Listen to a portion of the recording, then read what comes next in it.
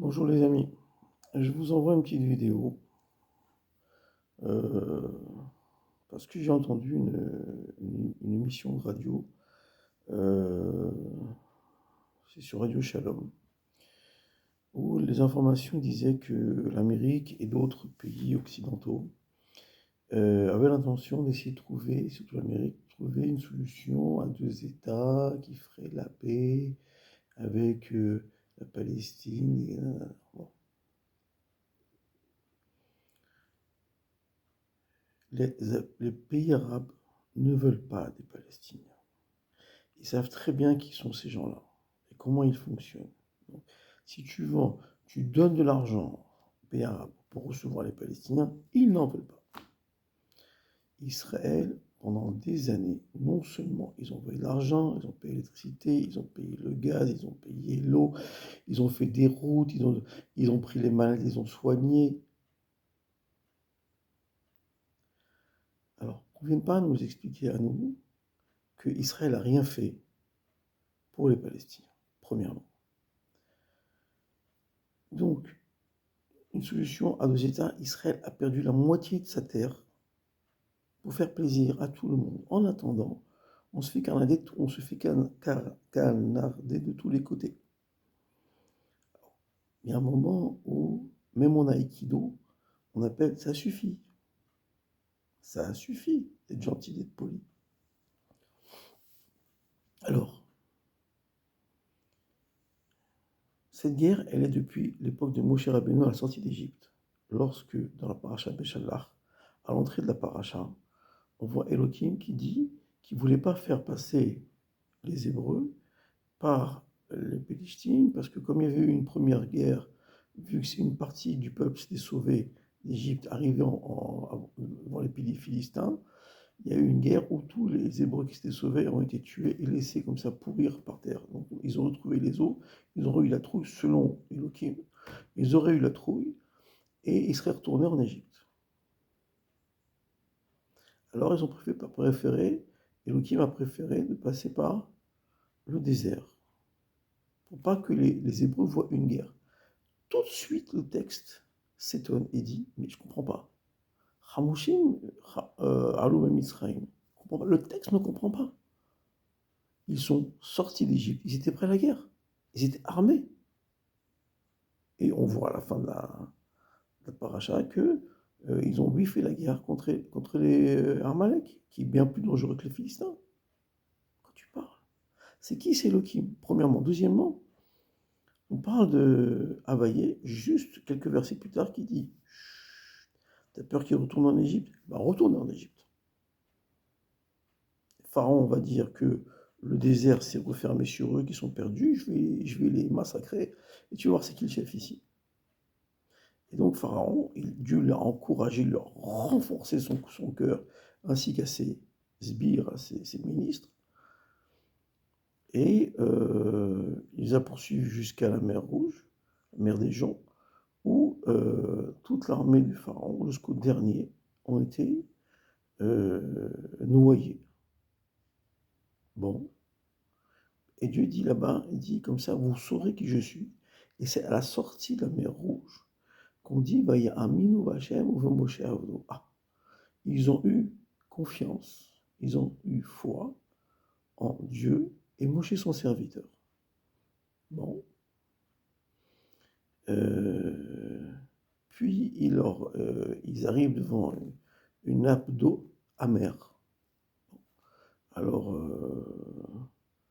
et ils menacent Moshe. Moshe se sent menacé. Et Dieu dit, vas-y, traverse tous ces gens-là, va jusqu'à la nappe d'eau, jusqu'à cet étang d'eau, et jette dedans un bois. Il jette du bois et l'eau est devenue douce. Bon. Et Dieu dit, les Hébreux vont pas vont pas te tuer. Vont pas te tuer. Calme-toi, arrête de dire du mal de mes enfants. Alors, bon, après ça, il leur sort 12 sources d'eau du rocher. Oui, alors est-ce que c'est un rocher qui a donné 12 rivières? Je n'en sais rien. Toujours est-il, il y avait une source pour chaque chaque tribu, 70 palmiers, qui représentent certainement 70 nations, qui leur ont permis d'avoir des dates. Bon, on continue maintenant sur la faim. Très bien. Alors, la nuit même, ils ont eu des cailles pour manger de la viande, alors qu'ils avaient des moutons largement de quoi manger. Et le lendemain matin, ils ont trouvé par terre du pain. Non pas de la terre, mais du ciel. Ça s'appelle la manne. On continue. Entre-temps, il y a eu les nuées le jour et le feu la nuit pour les diriger dans le désert. Il y a eu des dizaines de miracles,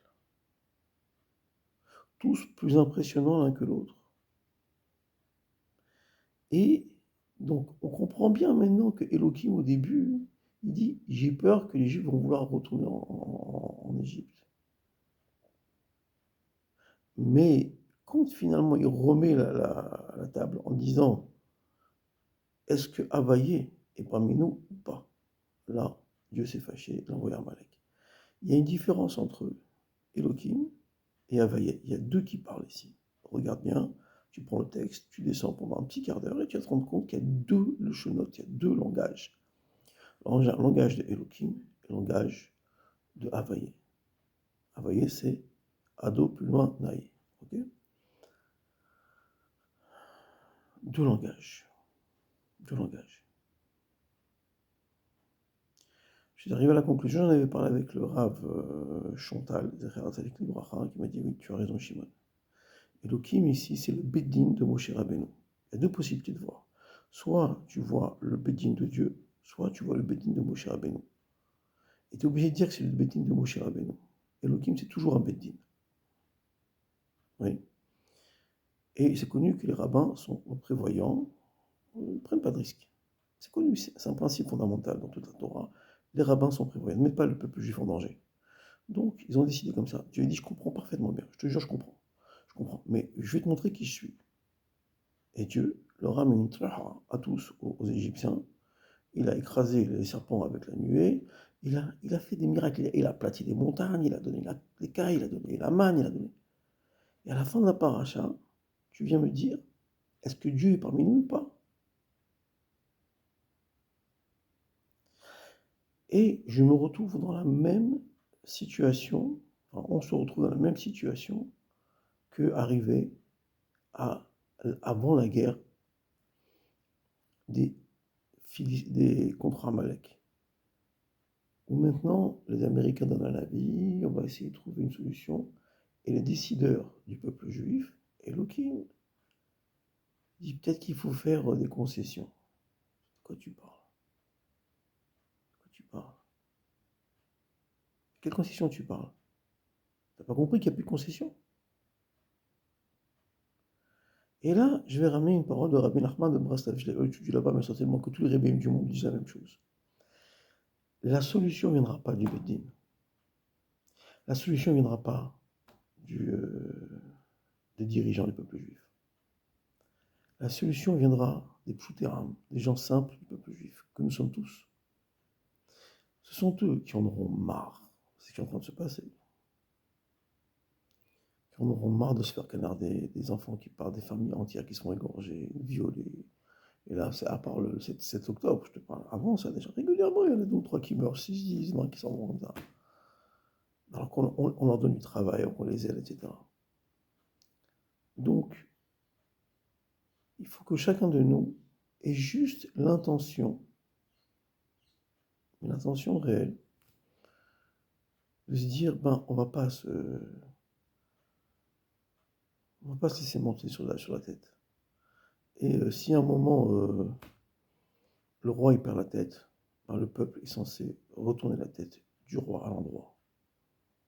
Le rabbi de Lubavitch parle comme ça, il dit, c'est pas moi qui dois vous dire de dire Ad Matai jusqu'à quand.